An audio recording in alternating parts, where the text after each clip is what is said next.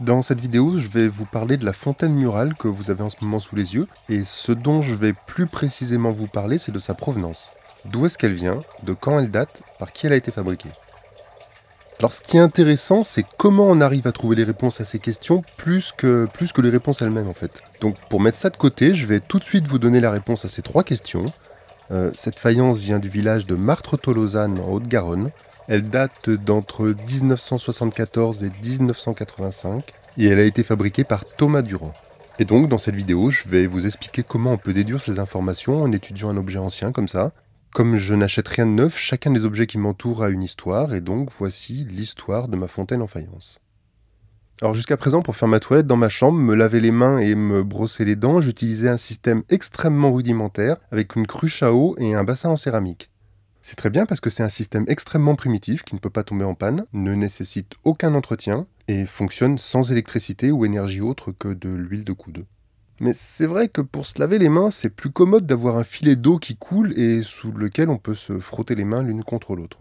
Je suis donc monté d'un niveau technologique en complétant mon installation par un système un peu plus complexe, c'est la fontaine murale en faïence que vous êtes en train de voir à l'image.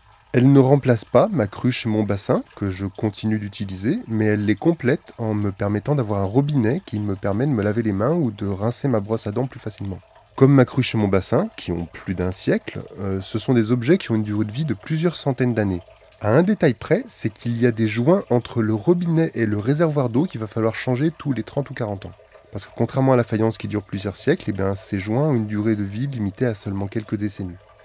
J'ai acheté cette faïence 25 € à Emmaüs. Ça fait un bout de temps que je voulais m'acheter une fontaine murale, mais d'habitude, moi je regardais plutôt les fontaines murales en cuivre qui sont aux alentours de 10 €, donc plus dans mes budgets.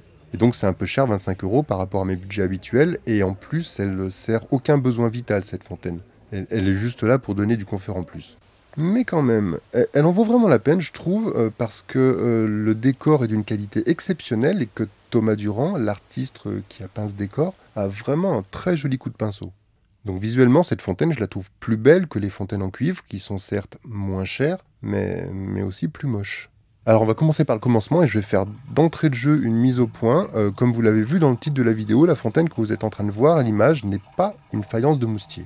Absolument toutes les personnes qui ont vu cette fontaine m'ont dit à chaque fois qu'elle venait de Moustier.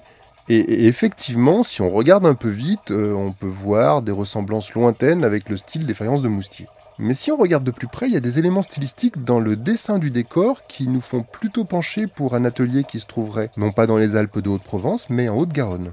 Et il y a notamment un détail qui ne trompe pas, ce sont ces deux oiseaux. Ces oiseaux sont des ibis. Or, le décor à ibis est l'emblème de la faïencerie d'un petit village de Haute-Garonne qui s'appelle Martre-Tolosane. Il est apparu dans la faïencerie martraise à partir du début du 19e siècle, et depuis on le retrouve sous diverses formes, sous le pinceau des artistes de ce petit village occitan.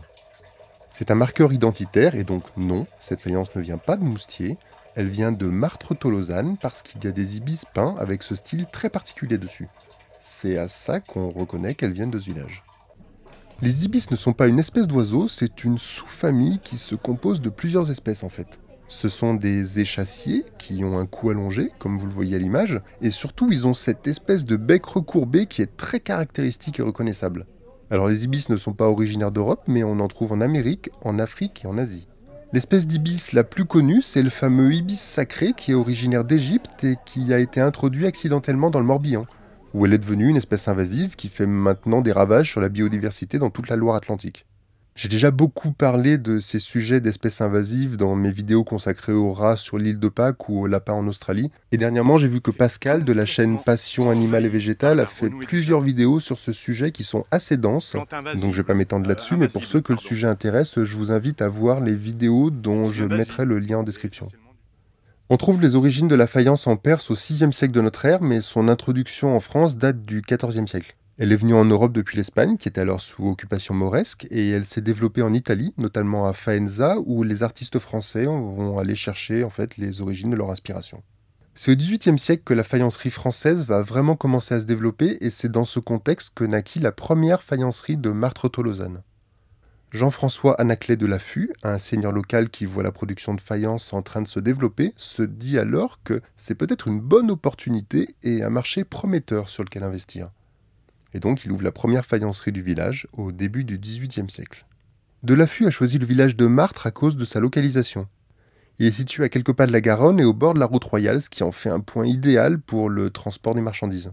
Et puis l'environnement local est particulièrement propice. Il y a tout autour de grandes carrières de terre qui sont exploitées depuis le Moyen-Âge. Donc les artisans vont chercher la terre juste à côté du village. Il y a aussi dans la végétation locale une abondance de genêts et d'ajoncs qui sont indispensables pour faire ce qu'on appelle un grand feu. Le grand feu, c'est une technique de cuisson utilisée pour faire de la faïence.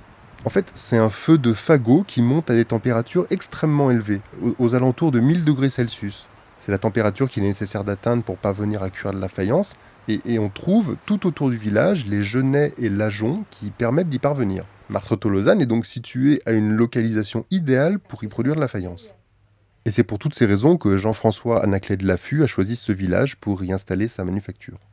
Ah oui, puis accessoirement, il était né à quelques kilomètres de là, donc je pense que ça a aussi joué dans son choix. Alors depuis, c'est plus d'une trentaine de faïenceries qui sont venues s'installer à Martres. Malheureusement, il n'en reste plus que 6 aujourd'hui.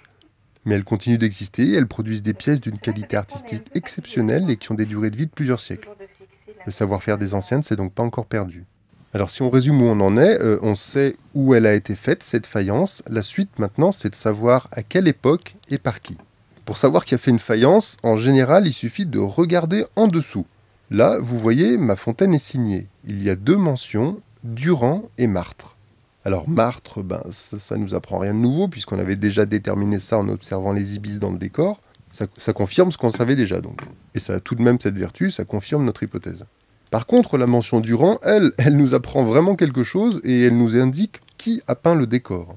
Thomas Durand, c'est un artiste qui est originaire de la province de Tolède en Espagne, où il exerçait déjà en fait le métier de faïencier. Il est arrivé en France dans les années 1960, poussé par des raisons économiques. À l'époque, c'était le pouvoir franquiste qui avait la mainmise sur l'Espagne et qui avait un niveau d'incompétence particulièrement élevé en économie. Pendant les années 50, l'État espagnol était au bord de la banqueroute, l'inflation atteignait des taux records alors que les salaires ne suivaient pas. En fait, les gens étaient de plus en plus pauvres. Bref, à la fin des années 50, l'un de ces pauvres, Thomas Durand, décide de franchir les Pyrénées en quête d'une vie meilleure, et il vient s'installer à Martres-Tolosane. Il est d'abord embauché comme décorateur dans un atelier du village, puis il travaille pendant une dizaine d'années avec Angèle Jaudrat, qui est un spécialiste de la terre. Il formait un beau couple, si je puis dire, puisque Jaudrat était très doué pour façonner les poteries, et Durand, lui, il était très doué pour les peindre. Puis finalement, une quinzaine d'années après son arrivée en France, en 1974, pour être précis, Thomas Durand finit par se lancer et créer son propre atelier, la faïencerie Durand. C'est son épouse qui remplacera Angèle Jaudrat dans le travail de la terre, et quelques années plus tard, leur fils Fernand rejoindra l'atelier comme apprenti. À partir des années 80, l'atelier s'est beaucoup développé, une dizaine d'employés y ont travaillé entre 1980 et l'an 2000. Fernand Durand a pris le relais de son père, puis quelques années plus tard, c'est Louis Durand qui a pris la suite et qui est le patron actuel de l'atelier. Et aujourd'hui, 44 ans après sa création, la faïencerie Durand existe toujours. Donc en résumé, on sait d'où vient cette fontaine, on sait qui l'a faite, reste une question de quand est-ce qu'elle date. Alors comme on vient de le voir, on a un terminus post-quem qui est la date de création de l'atelier, 1974, et il y a un indice capital pour déterminer un terminus tantequem qui est collé au dos de la fontaine. C'est un petit autocollant avec le numéro de téléphone de la faïencerie. On observe qu'il y a un numéro de téléphone à 6 chiffres, or on sait qu'on est passé à la numérotation à 8 chiffres en 1985. Donc la faïence est plus ancienne que 1985. On peut donc en déduire que cette fontaine a été faite entre 1974 et 1985. Si on résume, on a d'abord identifié la provenance de cette fontaine par l'étude du style des peintures, et on a vu que le motif de l'ibis et le style de l'œuvre nous situaient dans le village de Martres-Tolosane en Haute-Garonne. Par ailleurs, la déduction faite à partir de cette indication stylistique a été confirmée par la mention Martres au dos de la faïence. Puis on a identifié l'auteur à partir de sa signature. La seule mention qu'on a, c'est Durand, donc a priori on ne sait pas si c'est Thomas, Fernand ou Louis. Sauf que, comme on l'a vu, la pièce date d'avant 1985, donc à l'époque où c'était Thomas qui dirigeait. Et donc on sait qu'elle a très certainement été faite par Thomas, le fondateur de l'atelier. Et pour finir, on a un terminus post-quem qui est posé par la date de création de l'atelier, et un terminus ante-quem qui est celle de la mise en place de la numérotation téléphonique à 8 chiffres. On sait donc que cette pièce a été faite entre 1974 et 1985. Et voilà comment on obtient la réponse aux 3 questions posées au début de cette vidéo. Cette fontaine vient du village de Martres-Tolosane, en Haute-Garonne. Elle date d'entre 1974 et 1985 et elle a été fabriquée par Thomas Durand.